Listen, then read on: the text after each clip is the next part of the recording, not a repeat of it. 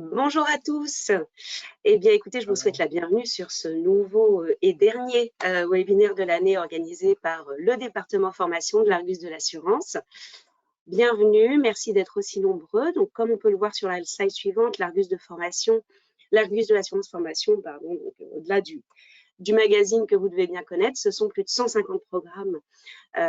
Oui, j'ai 100 sur mon PowerPoint, mais c'est désormais plus de 150 programmes et 400 sessions de formation programmées chaque année, en présentiel ou à distance, avec des formats e-learning, classe virtuelle ou encore blended learning, donc un mix entre classe virtuelle et présentiel.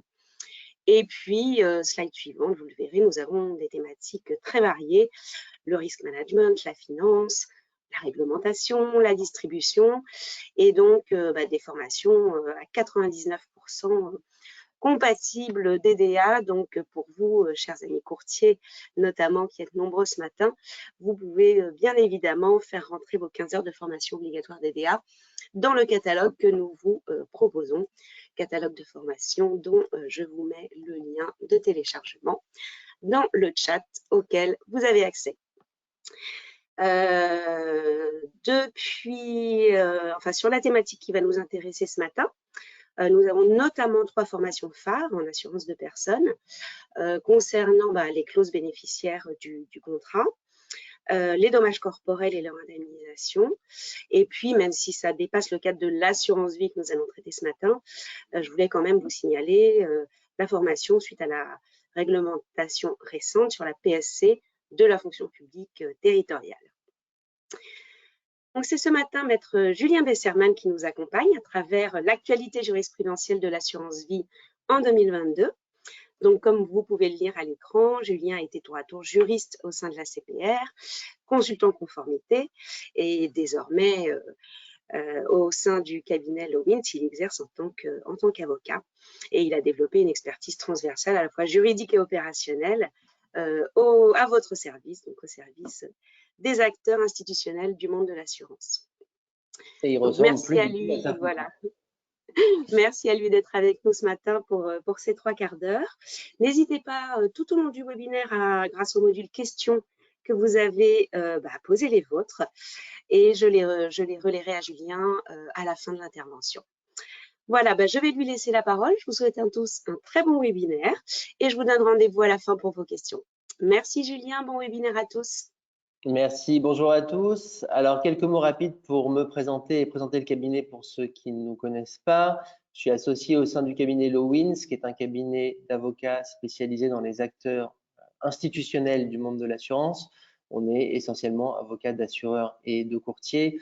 Moi, j'ai des spécificités. Je suis spécialisé en assurance vie, comme vous le savez, puisque c'est le thème d'aujourd'hui, en distribution d'assurance, courtage. On intervient en conseil comme en contentieux. On fait des formations et des détachements en entreprise pour vous aider lorsque vous avez une problématique de démission, remplacement, et on vient faire le pompier au sein de votre structure quelques jours par semaine. Aujourd'hui, on parle d'assurance vie. La formation est comme d'habitude extrêmement dense, il y a beaucoup de décisions qui seront citées, donc je passerai rapidement sur certaines, mais le support vous sera adressé par Laurence à la fin de la formation. 6 thèmes assez génériques: l'obligation d'information et de conseil, la clause bénéficiaire, le contrat d'assurance, le droit de renonciation, les primes manifestement exagérées et quelques décisions diverses, étant donné que, comme je vous l'ai dit, le sujet est dense, j'avance. Première décision sur l'obligation d'information et de conseil, un sujet intéressant qui est celui des produits structurés. Si vous êtes un spécialiste de l'assurance vie, vous savez qu'il y a longtemps eu une discussion sur les produits structurés. Est-ce que ces produits sont éligibles ou pas au contrat d'assurance vie?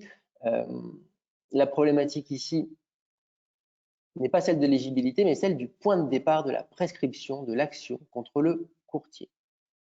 Dans cette décision, le client disait, tant que le support structuré n'est pas arrivé à échéance, tant qu'on n'est pas arrivé à la date de maturité, alors je n'ai pas conscience de mon préjudice et mon action, le délai de prescription de mon action n'a pas pu commencer à courir.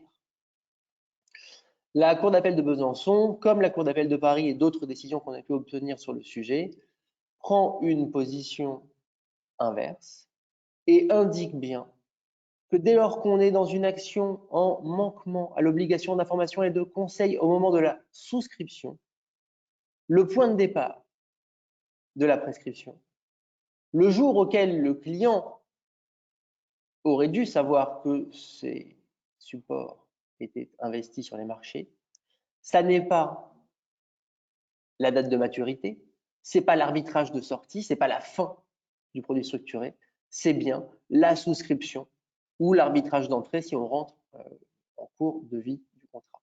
Donc, point de départ de la prescription des actions en dommage d'information et de conseil sur un produit structuré, ça n'est pas la date de maturité, ça n'est pas la date de fin du support, c'est bien la date de souscription. Autre décision sur, non plus sur les produits structurés, mais la prescription sur une action en obligation d'information et de conseil sur un investissement en unité de compte. La Cour d'appel, qui est la Cour d'appel d'Agen, indique que dès lors qu'il est indiqué dans les conditions générales que la valeur du support évolue à la hausse ou à la baisse, le point de départ de l'action, le point de départ de la prescription, c'est la souscription. Ça peut aussi être la lettre d'information annuelle qui fait clairement apparaître la moins-value. Si l'assureur adresse une lettre d'information annuelle et que la moins-value apparaît clairement, alors à partir de cette date, le client ne pouvait prétendre qu'il pensait que ses investissements étaient sécurisés.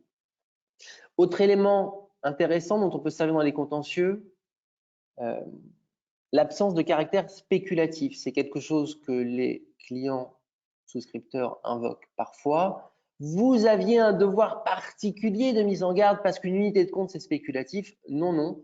Jurisprudence constante qui est reprise là par la Cour d'appel d'Agen, un investissement, contrat d'assurance vie en unité de compte n'est pas spéculatif. Il n'y a pas d'obligation de mise en garde particulière autre que le devoir de conseil qui, je le rappelle, est à la souscription et également en cours de vie du contrat.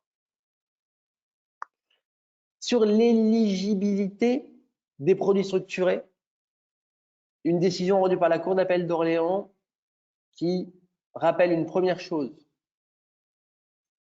sur la prescription. La prescription n'est opposable par l'assureur qu'à la condition que soient rappelées dans les conditions générales les causes d'interruption de la prescription biennale, ainsi que les causes ordinaires. Jusque-là, rien de nouveau. Attention, j'attire votre attention sur le fait que la Cour de cassation s'est prononcée pour indiquer que lorsque la prescription biennale n'est pas applicable, eh bien malheureusement la prescription quinquennale ne l'est pas non plus. Position aberrante puisque ça fait de ce type de contentieux des contentieux imprescriptibles. Alors, le contentieux d'assurance est assez loin du crime contre l'humanité. Néanmoins, à ce jour, la position de la Cour de cassation est la suivante. En cas d'inopposabilité de la biennale, on ne peut pas appliquer la quinquennale.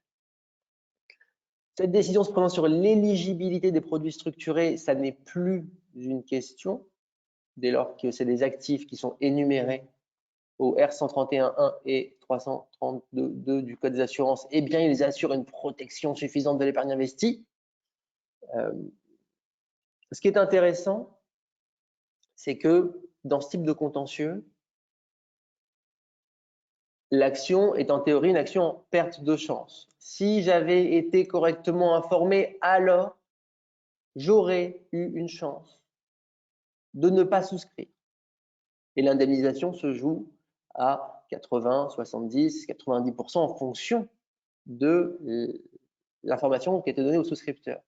Ici, la Cour déboute la souscriptrice et lui dit « Vous ne demandez pas la réparation d'une perte de chance, vous demandez simplement la réparation du préjudice matériel consistant en la perte de la valeur des titres.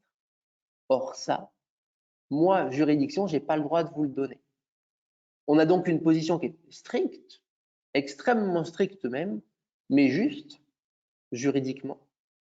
La demande de la souscriptrice était mal formulée.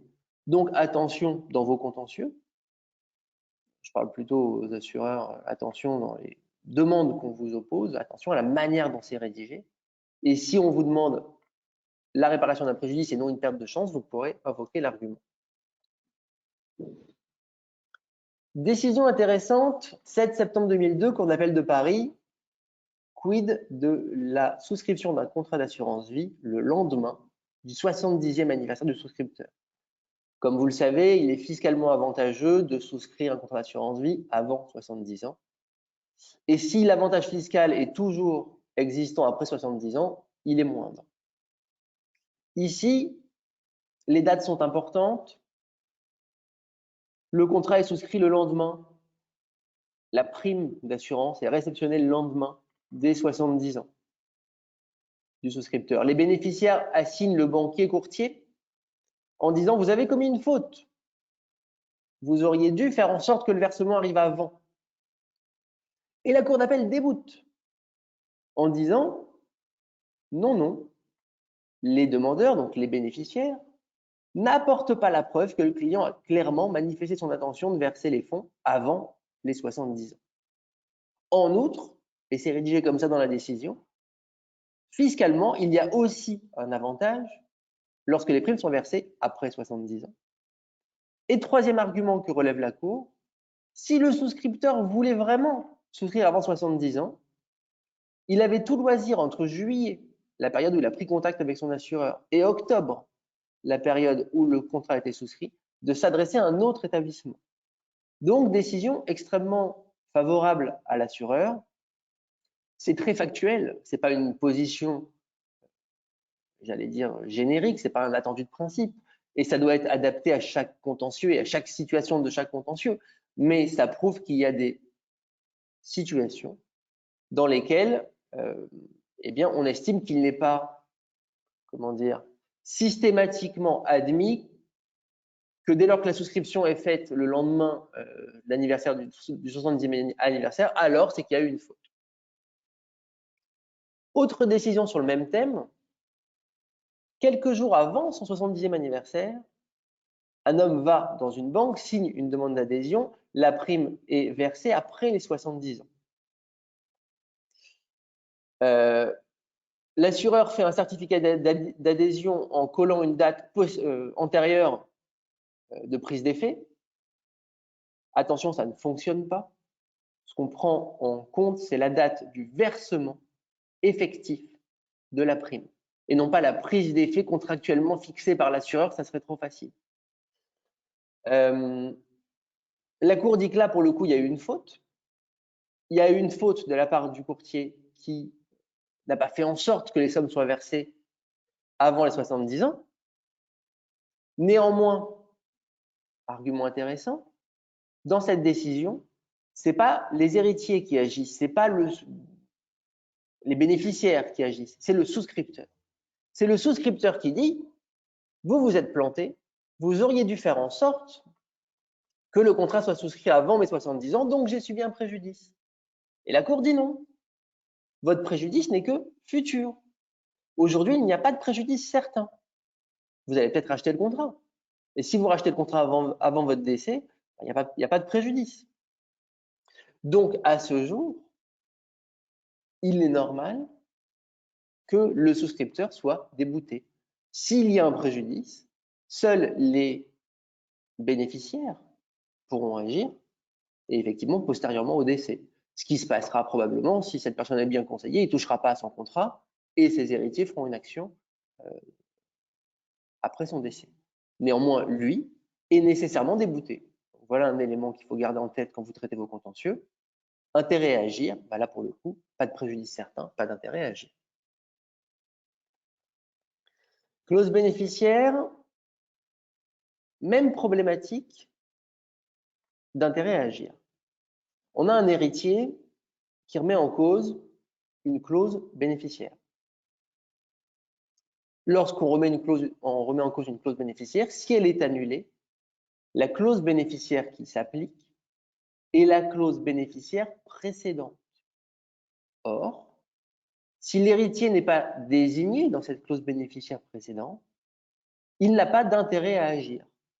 Pourquoi? Parce que si on l'annule, monsieur A est bénéficiaire, on annule sa clause, on revient à monsieur B. Ben, si l'héritier n'est pas monsieur B, de toute façon, l'argent n'est pas pour lui. Donc, pas d'héritier à agir, pas d'intérêt à agir. Et la seule qualité d'héritier ne suffit pas pour remettre en cause cette clause bénéficiaire. Ça n'aurait pas été vrai si l'héritier avait remis en cause la totalité du contrat. S'il remet en cause la totalité du contrat, évidemment, annulation du contrat, ça entraîne le retour des primes à la succession. Et dans ce cas-là, il a intérêt à agir. Par contre, il n'a pas intérêt à agir s'il demande juste l'annulation d'une clause au profit d'une clause précédente qui ne le désigne pas. Intéressant aussi dans vos contentieux de bien vérifier que la personne qui agit en nullité de la clause bénéficiaire, parce qu'il y a quand même pas mal de contentieux sur le sujet, a bien qualité pour le faire. Nullité pour insanité d'esprit, pas mal de contentieux sur le sujet. Nullité sur le fondement des articles 414.1 et 2 du Code civil, qui indique que cette nullité n'est possible lorsqu'elle n'est pas dans un testament, lorsque la clause bénéficiaire n'est pas testamentaire, que si le souscripteur a fait l'objet d'une mesure de protection ou si la clause porte en elle-même la preuve d'un trouble mental. Et c'est là qu'est intéressant cette décision. La Cour confirme bien que dans cette hypothèse de contrat remis en cause sur ce fondement, eh bien, on n'a pas à aller chercher des éléments extrinsèques, on n'a pas à aller chercher des éléments extérieurs à la clause doit avoir en elle-même des éléments qui prouvent le trouble mental du souscripteur. C'est assez restrictif puisque assez rare que ces éléments intrinsèques, que la clause porte en elle-même la preuve d'un trouble mental.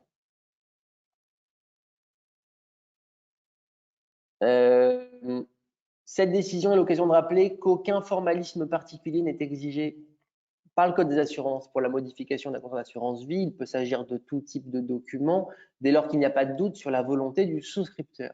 Donc typiquement, un courrier imprimé à l'ordinateur simplement signé est tout à fait valable. Là, qu'est-ce qui est intéressant, c'est que le formulaire avait été établi par un conseiller bancaire. Et la personne qui remettait en cause la clause bénéficiaire disait « mais vous voyez bien que c'est bancal puisque ce n'est pas lui qui a rédigé, que c'est le conseiller ».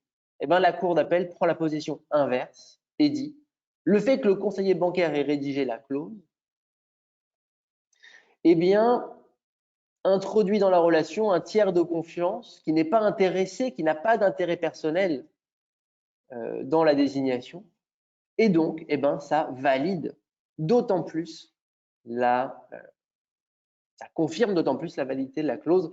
Ça fait d'ailleurs partie des recommandations de la CPR en matière de traitement de clauses bénéficiaires remplies par des personnes âgées, la présence d'un tiers de confiance qui s'assure de la validité de son consentement.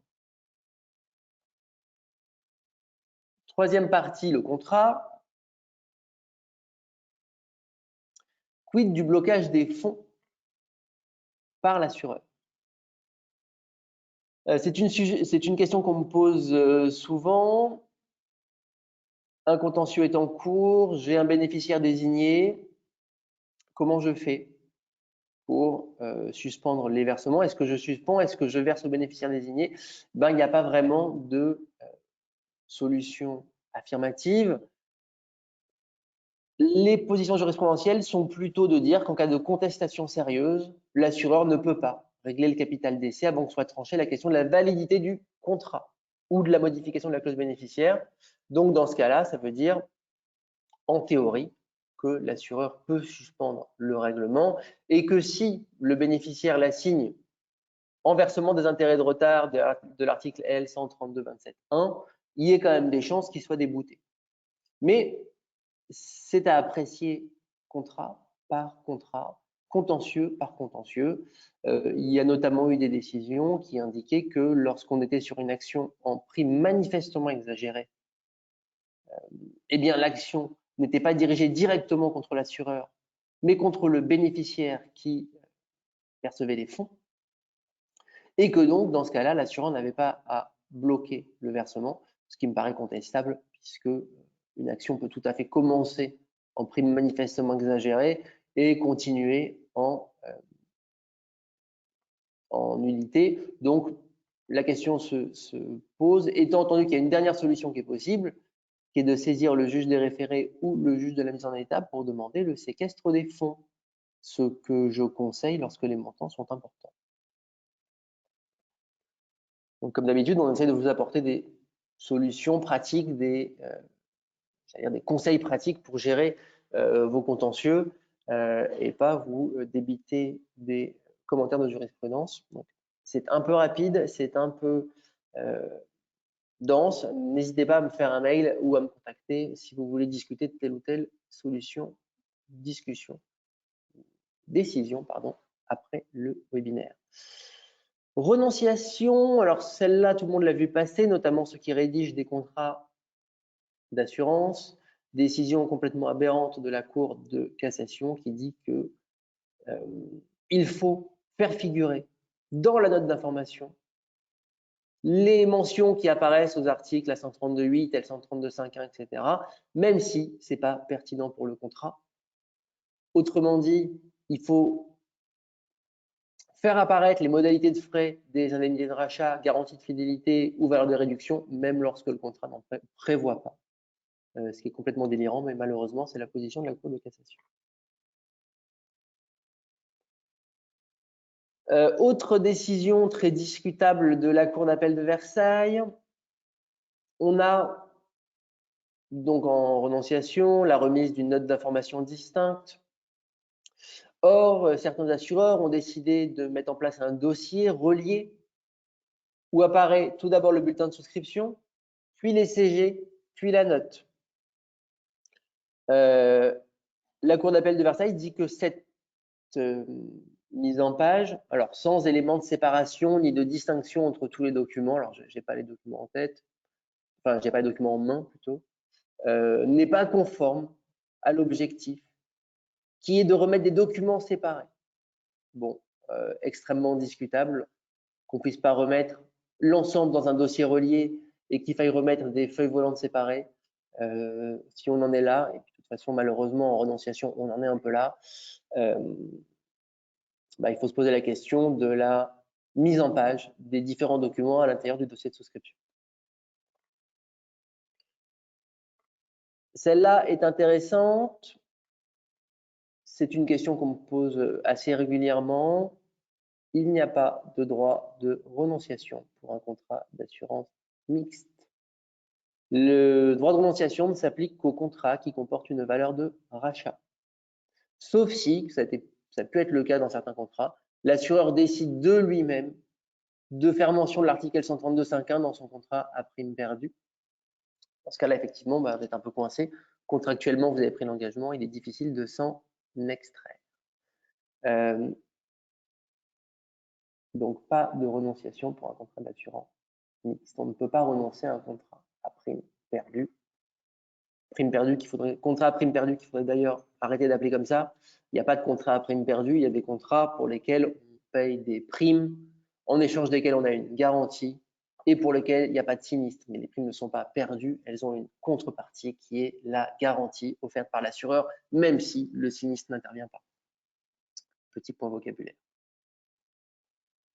Abus de droit, il y a quelques années, on avait tous sauté de joie, enfin tous, nous, les avocats d'assureurs, lorsque les premières décisions étaient tombées pour indiquer que c'en était fini des assurés de mauvaise foi et que maintenant on allait pouvoir invoquer l'abus de droit pour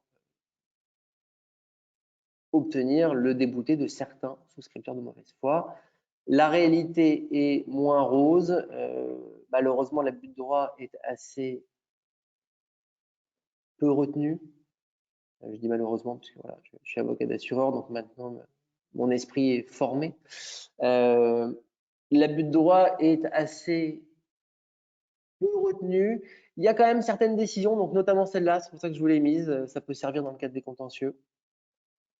On retrouve les 3 critères qui sont ceux qui sont posés par la Cour de cassation. On analyse la situation du souscripteur, sa qualité d'assuré averti ou profane et les informations dont il disposait réellement. Cette décision est très intéressante parce qu'elle est hyper didactique. La Cour va donner les griefs qu'elle retient, va dire OK, il y a des griefs, donc je fais droit à la renonciation. Puis ensuite, elle va examiner chacun des griefs pour dire OK, celui-là n'a pas fait grief au souscripteur, celui-là non plus, celui-là non plus. Et donc, s'il y a bien des manquements formels, eh bien, je retiens l'abus de droit quand même. Et c'est ce que va dire ici la Cour en disant l'assuré invoque des manquements au formalisme légal dans l'unique dessein de lui faire prendre en charge ses pertes financières.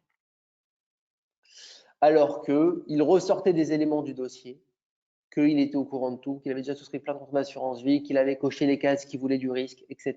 etc. Donc, l'abus de droit n'est pas mort, mais il faut probablement le limiter à des hypothèses dans lesquelles vous avez vraiment des billes, parce que sinon vous allez au casse-pipe. 11h56, prime manifestement exagérée. Un mot sur cette décision qui traite d'une situation assez peu courante. Action des primes manifestement exagérées sur un contrat qui avait été racheté. Eh bien, ça ne fonctionne pas. Pas d'application d'L 132.13 à un contrat d'assurance vie racheté. Je passe vite, vous aurez les slides.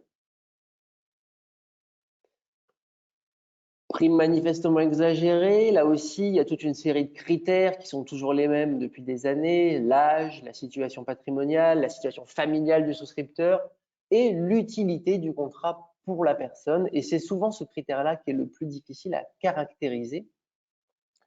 Et ici, la Cour dit oui, oui, il y avait bien utilité à ce contrat souscrit par le souscripteur à l'âge de 87 ans parce qu'il lui permet de transmettre une partie de ses fonds indépendamment de la dévolution successorale. C'est intéressant parce que d'habitude, l'utilité, elle est surtout caractérisée à partir des rachats.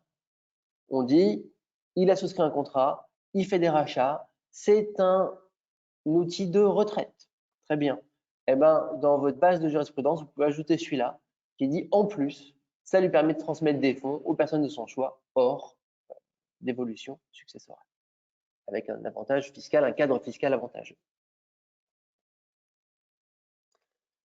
Décisions diverses. Il y a eu plusieurs décisions du Conseil constitutionnel en matière d'assurance cette année. Celle-ci confirme la validité de la prescription biennale en partant du principe que, eh bien, la différence de traitement, le délai de 2 ans au lieu du délai de 5 ans classiquement admis, se distingue du fait des caractéristiques spécifiques du contrat d'assurance. Pas de problématique de conformité. L141.1 est bien conforme à la Constitution. Même chose sur 909, en mai 2022, on avait remis en cause la constitutionnalité de l'article 909, c'est celui qui interdit de gratifier les médecins, les officiers du culte, etc. Et là aussi, la validité de la décision est confirmée par le Conseil constitutionnel. Pas de problème avec l'article 909. Je vous rappelle que les courtiers, agents généraux, intermédiaires en assurance ne sont pas visés par cette disposition. Ça veut dire que juridiquement, il n'y a pas d'interdiction à ce que ces personnes-là soient désignées bénéficiaires d'un contrat d'assurance vie. Attention quand même aux conditions. Article intéressant, décision intéressante pardon, sur l'article 116.4 du Code de l'action sociale et des familles qu'on retrouve également assez souvent dans les contentieux. C'est l'article qui interdit de faire bénéficier notamment d'un contrat d'assurance vie à un employé de maison, à une personne qui a travaillé chez le souscripteur. Et s'est posé la question de à quel moment on doit apprécier l'entrée en vigueur de cette disposition. Elle est rentrée en vigueur, cette disposition, en décembre 2015. Et dans ce contentieux, on me disait non, ce qui compte, c'est la date de décès. La personne est décédée après décembre 2015, donc le texte lui est applicable. La Cour d'appel de Versailles dit non. Ce qui compte, ce n'est pas la date de décès du souscripteur, c'est bien la date de l'acte par lequel est désigné l'employé de maison. Donc, intéressant ici, puisqu'on écarte l'application de l'article 116.4. Dernière décision, du coup, on va probablement avoir du temps pour les questions sur le sujet de la répétition de l'indu. Là aussi, sujet qu'on a souvent. Il peut arriver qu'un assureur réalise des erreurs et qu'il y a des erreurs dans la gestion des différents contrats. Il assigne donc en restitution la personne qui a perçu les fonds. Évidemment, le Code civil prévoit qu'il a le droit à la restitution de l'intégralité des sommes qu'il a versées, sauf si il a réalisé une faute. Et la Cour revient sur 2 points. 1, prescription. En matière de répétition de l'indu, la prescription, ce n'est pas 2 ans, c'est bien 5 ans droit commun. Répétition de l'indu, ce n'est pas la prescription biennale, c'est le droit commun. Et sur la faute, oui, on peut retenir une faute, mais ici, une erreur informatique n'est pas une faute. Et c'est d'autant moins une faute que l'assureur a rapidement pris contact avec le bénéficiaire et lui a accordé un délai raisonnable pour lui permettre de rembourser. Donc, qu'est-ce qu'on retient de ça quand vous avez une répétition de l'indu? 1, on fait attention à la prescription 5 ans. 2, on réagit vite. Parce que plus le temps a passé, plus il y a de chances que le client ait dépensé l'argent et plus ça sera difficile de le récupérer.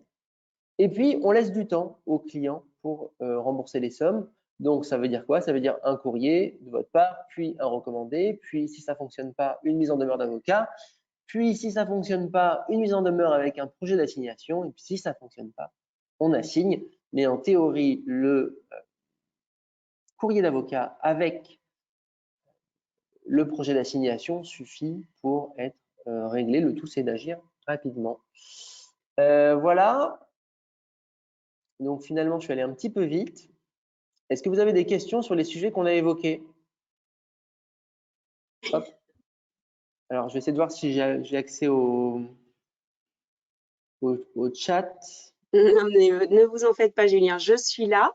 Écoutez, je pense que c'était tellement clair que pour le moment, nous n'avons pas de questions, à part des félicitations à vous adresser pour cet exposé concis sur un sujet effectivement qui mériterait plus de temps. Mais voilà, merci encore pour cette intervention.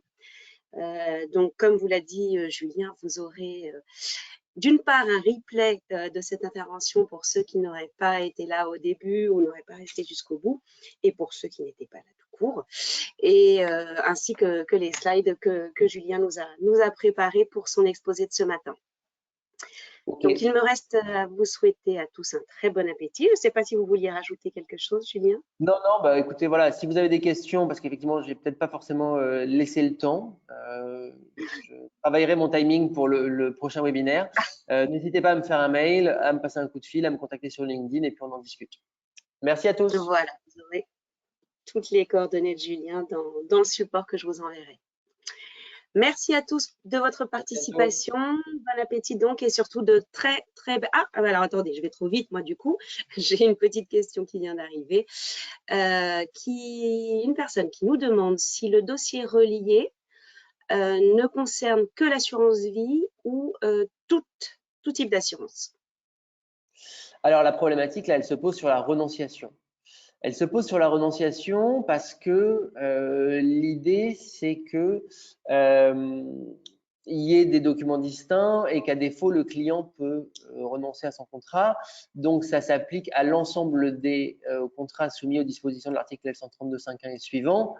Pour les autres, je pense que la question ne se pose pas puisqu'il n'y a pas de problématique de renonciation pour défaut de conformité aux dispositions légales.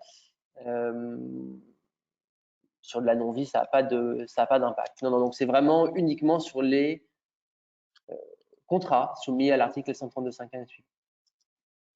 C'est bien noté. Ouais, moi, je n'ai pas de questions qui apparaissent, donc bon. Merci encore, Julien. Je le disais, bonne fête de fin d'année à tous. Prenez soin de vous et rendez-vous l'année prochaine pour un nouveau webinaire organisé par le département formation de l'Argus de l'assurance, avec très certainement Julien qui nous rejoindra pour en animer quelques-uns. À très bientôt. Au revoir.